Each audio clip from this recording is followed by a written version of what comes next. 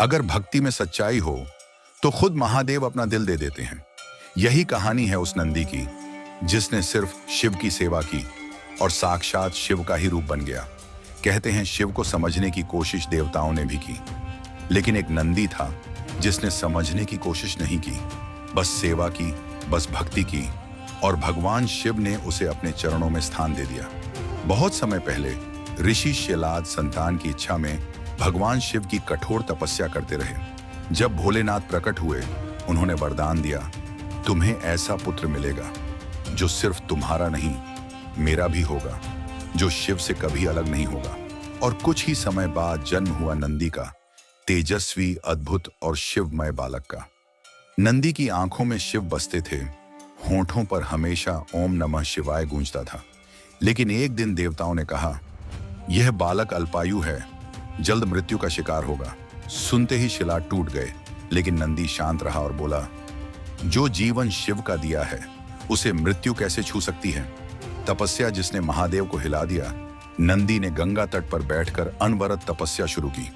भोजन त्यागा, नींद त्यागी, बस नाम लिया, ओम नमः शिवाय, ओम नमः शिवाय। इतनी कठोर तपस्या से त्रिलोक हिलने लगा। देवताओं ने शिव से प्रार्थना की, हे महादेव, इस बालक की भक्ति का प्रतिफल दीजिए। शिव प्रकट हुए और बोले, नंदी, आज से तू सिर्फ मेरा भक्त नहीं, मेरा सखा, मेरा द्वारपाल, मेरा वाहन है। जहां शिव होंगे वहां तू होगा। शिव ने नंदी को वरदान दिया, आज से तू मेरे द्वार का रक्षक होगा। जो भी मुझसे मिलना चाहे उसे पहले तुझसे अनुमति लेनी होगी। तू मेरा वाहन बनेगा, तू बैल के रूप में ही सदा मेरी सेवा करेगा।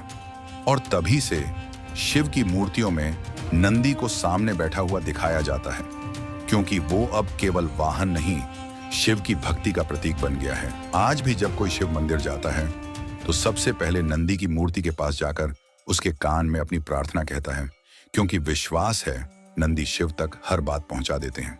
दोस्तों, नंदी की कहानी सिर्फ एक कथा नहीं, एक सीख है। भक्ति का मतलब भगवान से कुछ मांगना नहीं होता। भक्ति का मतलब है खुद को भगवान को सौंप देना। याद रखिए, भगवान तक पहुंचने के लिए ना कोई बड़ा ज्ञान चाहिए, ना ताकत, बस सच्चा प्रेम और अटूट विश्वास चाहिए। कहानी खत्म हुई, सफर नहीं। अगली कहानी में मिलने के लिए सब्सक्राइब करना मत भूलिए।